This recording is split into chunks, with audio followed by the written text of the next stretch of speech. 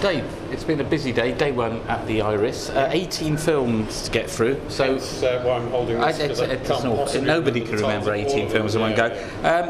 We're just going to take just a few from each sitting. Ones that just caught our eye.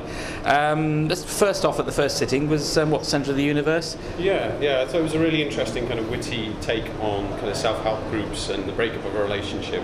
But he never kind of got schmaltzy or anything. He was always more than happy to kind of burst its own bubble by having something witty or dry come in to undercut the action that was going on. So it was, I thought it was great, and it really stood out from. You can end up with an awful lot of films about relationships breaking up, and so this was quite an interesting and original take on it. As a guy who's kind of spurned in love by his lover, he sort of hit the town, hit the streets, ended up in a threesome, got beaten up, ended up in this hugging group, and he met this sort of Black Widow who just basically put him right on things and just said, look, hey, there's more to life than your self-indulgent sort of pity. That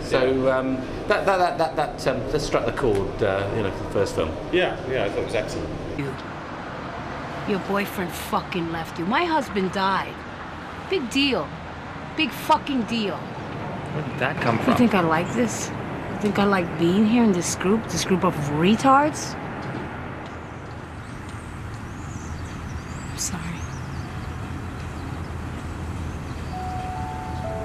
You know what, forget it. I'm fine.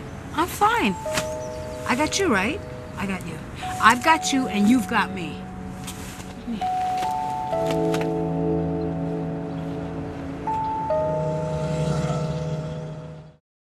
And the second film we're looking at is, it was Rock Pockets. Rock Pockets. I thought it was a kind of documentary, but it was almost like part music video. There was this kind of rock music, very hard edge, kind of garage band kind of rock music, with beautifully shot footage of fairgrounds. And basically the premise of it is the narrator, who's this kind of arch droll voiceover throughout the film, has always wanted to walk around a fairground with his hand in his boyfriend's pocket and never could, because he saw couples doing it when he was a kid. And so in a peak of, in a fit of rage, he kind of hires his friend's boyfriend, a straight guy, to walk around a fairground with him with their hands in each other's pockets, and it's all about the reactions that come about because of it.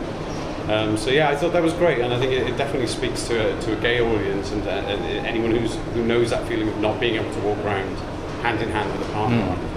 So I called up a friend of ours, the guy who recorded our album, the tightest jeans-wearing dude I know. And I said, hey, man, would you go to the fair with me and wear your tightest pants? And he said, Sure, whatever. So we did it.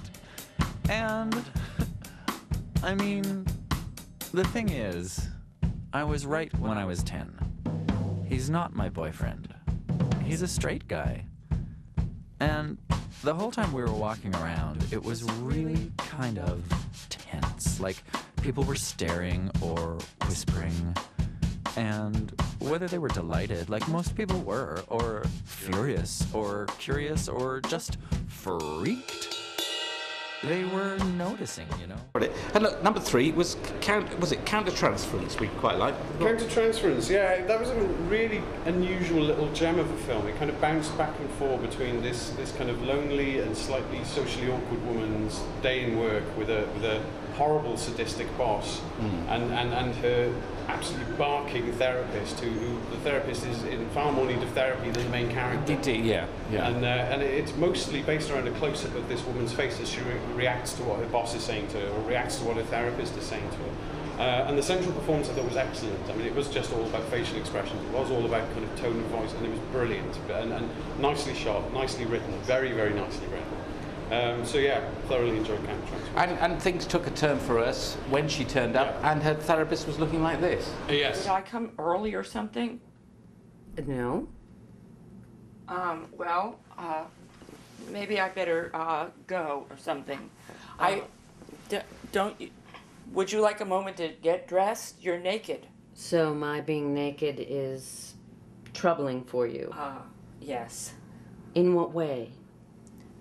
I came here to talk about my problems. I did not expect to see you sitting there naked.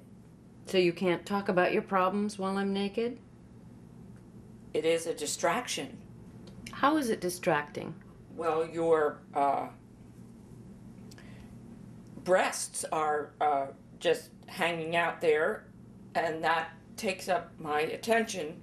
So your attention is now focused on my breasts? Yes. Is it always focused on my breasts?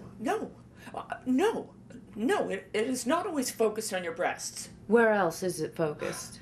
It's focused on the problems that I have, that I came here to talk to you about. Maybe you're focusing too much on your problems. Maybe that's your problem.